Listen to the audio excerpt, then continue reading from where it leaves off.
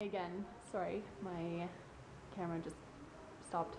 I don't know why. There was still space on the camera on the card, but anyway, I will continue. I was talking about San Augustine. After San Augustine, we went back to Salento, and then we took a day trip to this really small place called Sylvia, where they have an amazing market full of ladies and gentlemen wearing these gorgeous traditional clothing, gorgeous Colombian clothing, and oh, it was so amazing and so heartbreaking because they're really shy about having their picture taken and, you know, often won't put their hand up or look away, so it was really hard to take the photos that I wanted, but also some people were so friendly to us and really welcomed us and joked with us, and I made a video from the market, which you can click on here, with some of the really funny people that we met there. So after Sylvia, we went to Popayan, and Popayan is a really beautiful white city. The whole historical center is all white. It's so gorgeous, very easy to take postcard-esque style pictures. Like, it was just gorgeous. And we found an amazing hostel there called Park Life, and we fell so in love with that hostel that we ended up staying there for 7 days.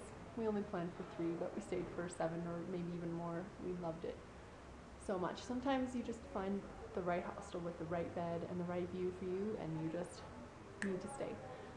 So that one was actually recommended to me by a friend from the university. She said, go there, you'll love it. So I recommend it to all of you, Park Life in Popayan, in Colombia.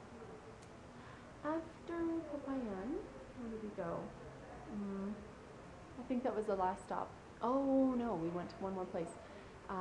As we were going south to go to Ecuador, we went to a city called Ipiales, and Ipiales has this amazing church, which you've probably seen in a National Geographic magazine before. It's basically a church built between 2 mountains like this, starting here, and it just goes right across this river. So, it was so stunning and beautiful.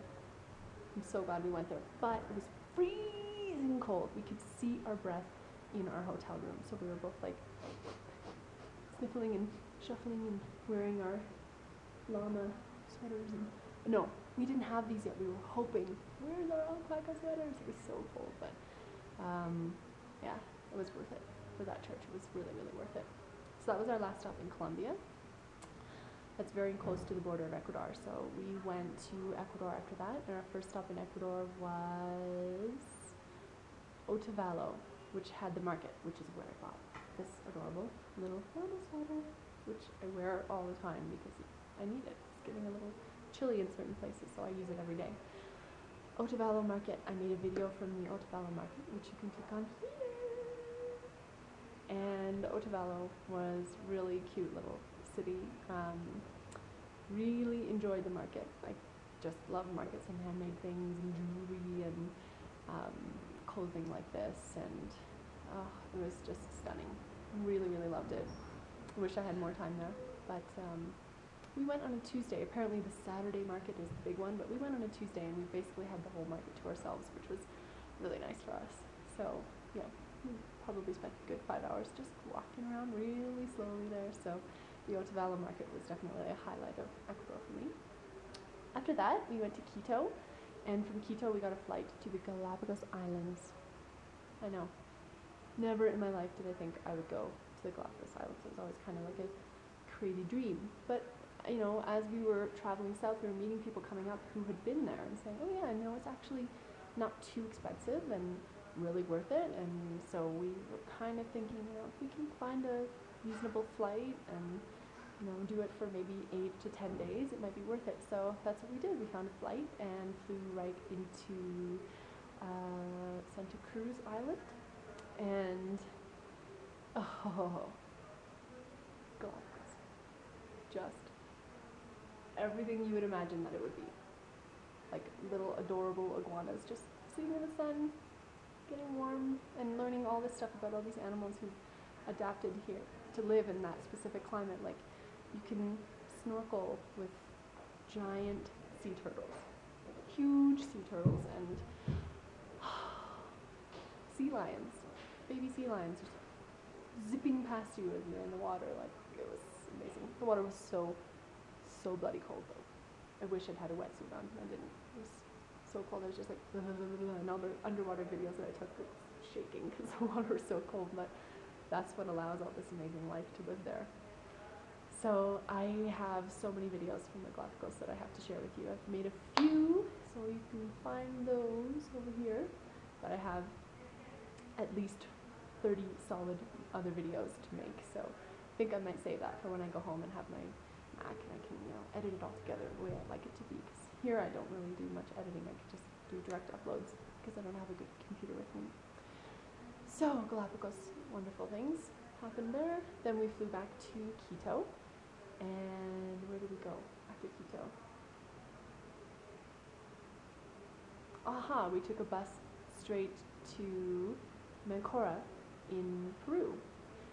But it was kind of a messy situation because the border crossing between Ecuador and Peru is so obscure and insane, and I don't know why it is that way, but basically you get to the town on the border with, you're still in Ecuador, but you get to the border, and in this little town, I forget the name of it right now, you have to go to the center of town, get the exit stamp from Ecuador, like I've left Ecuador. Then you go through no man's land and you walk across this crazy bridge full of people just yelling at you, being like, hey, where are you going? I can help you, blah, blah, blah. And everyone has said, don't talk to anyone, don't look at anyone, just look forward and walk with determination. So we were like really scared walking across this bridge with our bags, just kind of being strong. And then we enter Peru. We're on the Peruvian side and we still don't have an enter Peru stamp, so you have to get in a car and take a taxi that's not a real taxi, just some guy with a car, and drive into immigration, which is like a good 10-15 minute drive away from the border, and then you get your entrance stamp to Peru. So the whole thing was just completely absurd and so weird, and it wasn't actually difficult, it was just completely disorganized and so confusing. Just like, why wouldn't you just have one station here, stamp me out, walk across the bridge, stamp me in? But anyway, it was an experience. I would recommend taking a SEPA bus though, because they'll do all that stamping for you. And you don't have to get out and be like, which we were a lot of.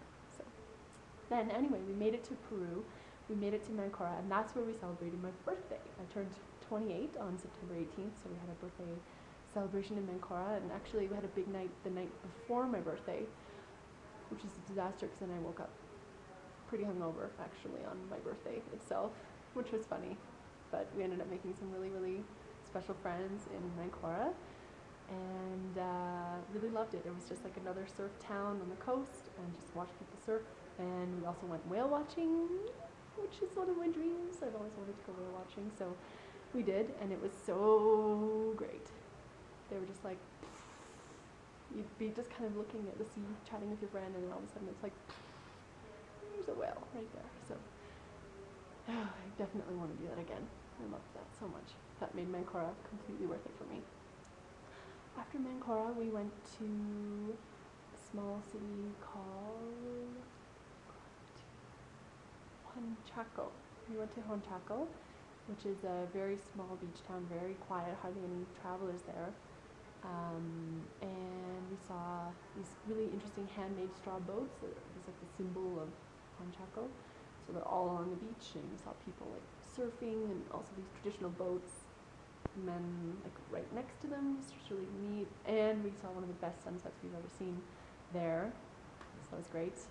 And then after that, we took a bus to Lima, where I went to Language Class Lima, which I made a video of, which you can see here. So great, because I go to Language Cast all the time in Seoul, and I finally got to see it somewhere else here in Peru. So it's really, really cool. I met a great friend of mine named Nadia, who kind of organizes the whole thing, so it's really neat to meet her in person. After Lima, we went to a city called Ica, and then we went to a small city next to Ica called Huacachina. And I didn't know this, but Peru has these huge, crazy deserts and sand dunes. So there I went sandboarding